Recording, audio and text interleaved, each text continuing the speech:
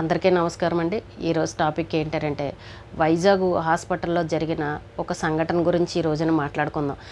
చాలామంది పిల్లలు కలగాలని గుళ్ళు గోపురాలు తిరుగుతూ ఉంటారు, పూజలు ఇవన్నీ చేసుకుంటూ ఉంటారు. ఎలా అయినా సరే మాకు ఒక్క నలుసైనా పుడితే బాగుండు, అమ్మ అని పిలిపించుకోవాలని చాలామందికి చాలా కోరికలు ఉంటాయి. కానీ ఈ మధ్యకాలంలో పిల్లలు లేని వాళ్ళు లక్షల్లో ఉన్నారు. అప్పట్లో ఎక్కడో అక్కడక్కడ కొంతమంది మనకి పిల్లలు లేని వాళ్ళు కనిపించేవారు. కానీ మరి ఈ మధ్యకాలంలో ఏం ప్రభావమో తెలియదు, కానీ చాలామందికి పిల్లలు అనేది కలగట్లేదు. అయితే ఈ చాలామంది డబ్బున్న వాళ్ళు ఈ ఐవీఎఫ్లని, టెస్ట్ ట్యూబ్ బేబీలని ఇలాంటివి ఏవో ఒకటి చేయించుకుని పాపం ఒక్కరినైనా సరే పిల్లల్ని కంటూ ఉన్నారు.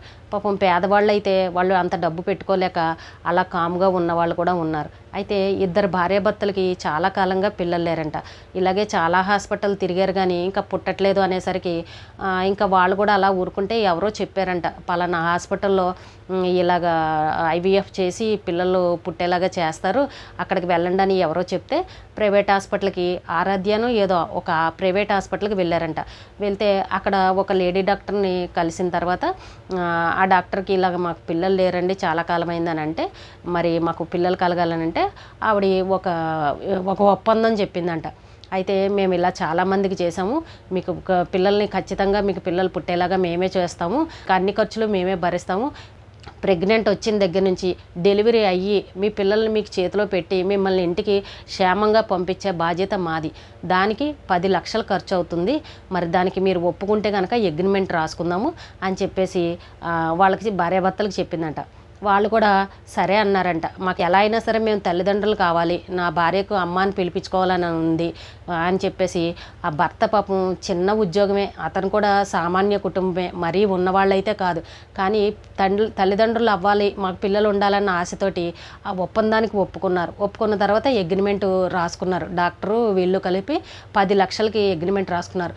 ఈ 10 లక్షల అమౌంట్ కూడా ఈ మధ్యలో ట్రీట్మెంట్ జరుగుతూ ఉన్నప్పుడు అప్పుడో కొంచెం ఇచ్చేలాగా మాట్లాడుకున్నారు.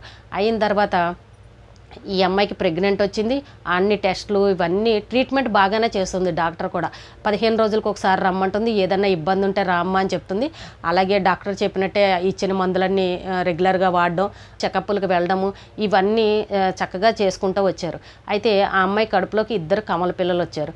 అయితే ఇంకా కమల పిల్లలు అంటే ఇంకా సంతోషమే కదండి ఎవరికైనా సరే. ఇంకా తల్లిదండ్రులకి అసలు ఆనందం మామూలు ఆనందం కాదనమాట. పోన్లే 10 లక్షలు పోతే పోయినాయి, మనకి 2 కమల పిల్లలు పుట్టబోతున్నారని చాలా ఆనందంగా ఉన్నారు. అయితే ఈ ఏప్రిల్ 5వ తారీఖుకి వాళ్ళకి డెలివరీ డేట్ ఇచ్చారు. ఏప్రిల్ 5వ తారీఖు దాకా చూసి మేము సర్జరీ చేసేస్తాము, ఆపరేషన్ చేయాల్సిందే అని చెప్పేసి డాక్టరు డేట్ ఇచ్చింది. ఇచ్చిన తర్వాత ఇప్పుడు 8 నెలలు వచ్చేసాయి ఆ అమ్మాయికి. ఒక 2 రోజుల కిందట 8 నెలలు నిండిన తర్వాత ఎప్పుడు వెళ్ళే విధంగానే 15 రోజులకు ఒకసారి చెకప్కి వెళ్ళినట్టే అమ్మాయి వెళ్ళింది. వచ్చిన తర్వాత ఎప్పుడులాగానే అమ్మాయి మెడిసిన్స్ వేసుకుంటూ ఉంటే ఒకరోజు రాత్రి బాగా మోషన్స్ అయిపోయి వామిటింగ్స్ అయిపోయాయంట అమ్మాయికి. అయిపోతే విపరీతంగా అయిపోతూ ఉండేసరికి భర్త కంగారు పడ్డాడు. ఇంకా తెల్లవారుజామున ఈ టైంలో డాక్టర్లు ఎలాగో ఉండరు కదా, డాక్టర్ వచ్చే వరకు పొద్దున్న అవుతుంది కాబట్టి పొద్దున్నే హాస్పిటల్కి వెళ్దామన్న ఆలోచనతోటి ఆ భర్త తెల్లారి పొద్దున్న 11:30 ఆ టైంకి హాస్పిటల్కి తీసుకువెళ్ళాడు భార్యని.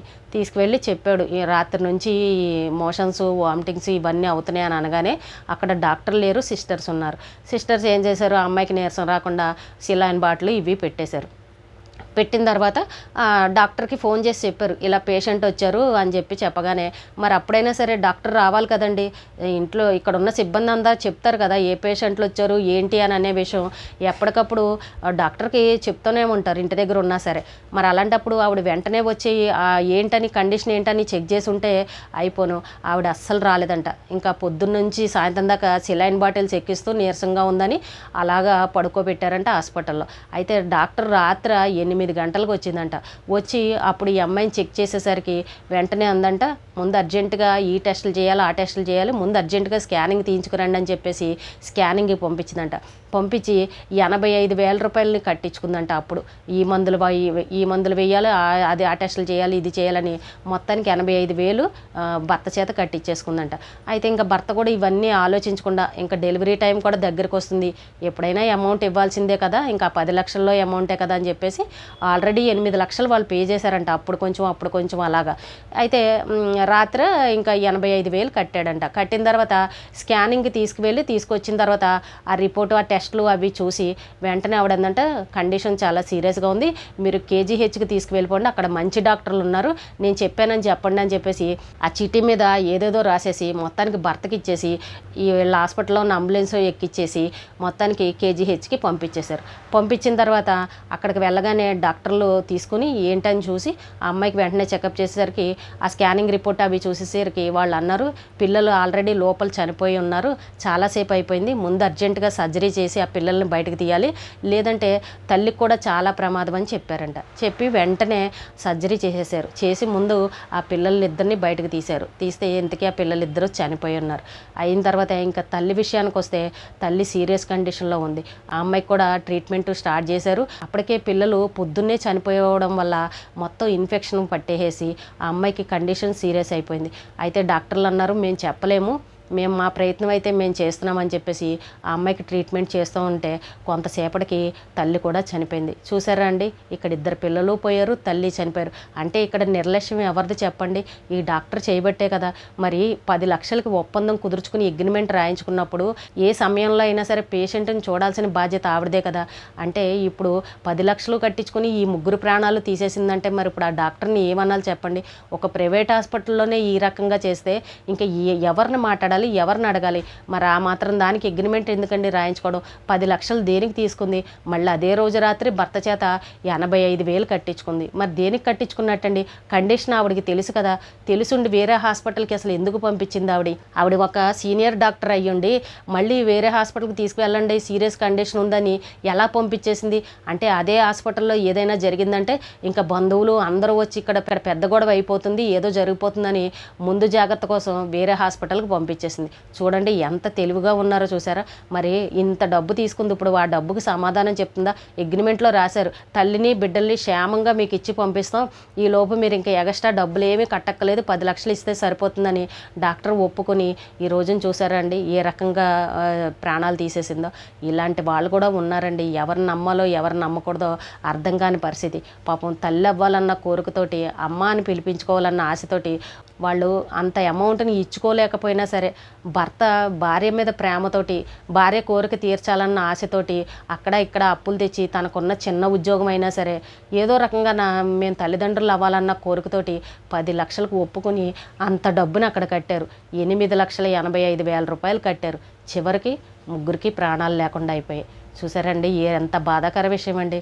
ఇంకా వాళ్ళకి ఏం చేయాలో అర్థం కాక వచ్చి మీడియాకు చెప్పుకుని పోలీస్ కంప్లైంట్ ఇచ్చారు. మరి ఇప్పుడు హాస్పిటల్ వాళ్ళు ఏం సమాధానం చెప్తారో ఏంటో. మొత్తం ఆ డాక్టర్ అయితే అసలు ఎవరికి కనబడకుండా వెళ్ళిపోయింది. వేరే వాళ్ళు ఎవరెవరో వచ్చి మాట్లాడుతూ ఉన్నారు, మీడియా వాళ్ళు వెళ్ళి అడుగుతూ ఉంటాయి. కేజీహెచ్ హాస్పిటల్లో డాక్టర్లు చెప్తూ ఉన్నారంట, పిల్లలు చనిపోయి చాలాసేపు అయింది, అందువల్ల ఇప్పుడు ఈ తల్లి కూడా చనిపోయింది, మొత్తం ఇన్ఫెక్షన్ వచ్చేసి అని చెప్పేసి పాయిజన్ అయిపోయిందని డాక్టర్లు చెప్పారంట. చూసారండి ఎంత బాధాకర విషయం అండి. అదే ఆపరేషన్ ఏదో ఇక్కడ ఈవిడే చేసేసి ఉంటుంటే కనీసం తల్లైనా బతికేది కదా.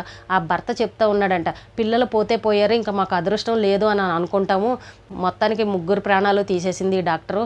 మేము పొద్దున్న 11 గంటలకు హాస్పిటల్కి వస్తే రాత్రి 8:30కి వచ్చి చూసింది అని అంటే మరి ఆ డాక్టర్కి ఎంత బాధ్యతగా ఉందో చూడండి. 10 లక్షలు తీసుకొని మమ్మల్ని ఏ రకంగా పట్టించుకుందో చూడండి అని వాళ్ళు మీడియా ముందుకు వచ్చి చెప్తూ బాధపడుతూ ఉన్నారు. చూడండి ప్రైవేట్ డాక్టర్లు కూడా లక్షల ఫీజులు తీసుకుని ఏ రకంగా ఉన్నారో చూడండి. అంతా నిర్లక్ష్యం అనమాట. ఒక బాధ్యత అనేది లేదు. అయ్యో వీళ్ళకి మాట ఇచ్చాము, మనం అనుకున్న మాట ప్రకారం వీళ్ళు డబ్బులు ఇచ్చినప్పుడు వాళ్ళకి సంతోషకరంగా వాళ్ళని పంపించాలి, ఏది తేడా అనేది రాకూడదు అని ఆ డాక్టర్కి ఉండాలి కదండి. చాలామంది ఇలాగే చేస్తుంటారు. మనం ఎన్ని కేసులు చూడలేదండి. నిర్లక్ష్యం అక్కడ చూడొచ్చులేని పేషెంట్ వచ్చి అక్కడ బాధలు పడి నొప్పులు పడుతున్నా కూడా అంత డబ్బులు ఫీజులు కట్టించుకుంటారు, నిదానంగా వచ్చి చూస్తారు. ఇక్కడ మన ప్రాణాలు పోయినా కూడా అంతే, బాధ భరించలేక అలా మూలుగుతూ ఉన్నా కూడా పట్టించుకోరు. కొన్ని చోట్ల ఇలాగే ఉంటారండి, డబ్బులు తీసుకున్నా కూడా ప్రైవేట్ హాస్పిటల్లోనే ఉంటారు ఈ రకంగా. ఎప్పుడైనా సరే డాక్టర్లు నిర్లక్ష్యం చేయకూడదండి.